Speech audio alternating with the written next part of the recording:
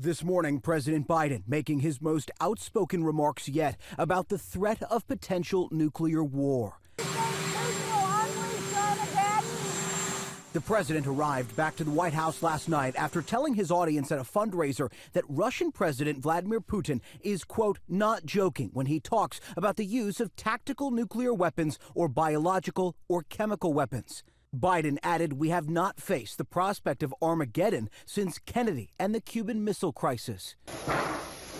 U.S. officials have warned Russia could use weapons of mass destruction in Ukraine as Moscow faces a series of strategic setbacks.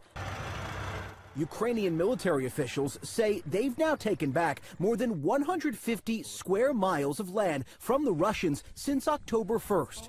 And as Russian troops retreat, they're leaving behind new evidence of atrocities.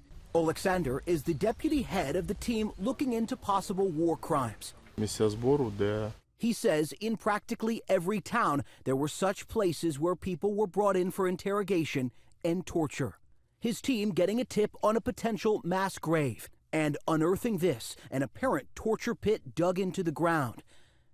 Buried near the bottom, what appears to be civilians.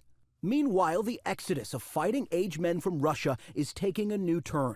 2 Russians fleeing Putin's military draft have requested asylum in the U.S. after sailing across the Bering Strait to a remote island that belongs to Alaska. The Russians were taken to Anchorage for processing. The narrowest distance between mainland Russia and Alaska is about 55 miles. Now, the governor of Alaska says he does not anticipate a steady stream of Russians heading into his state anytime soon. Jay O'Brien, ABC News, Washington.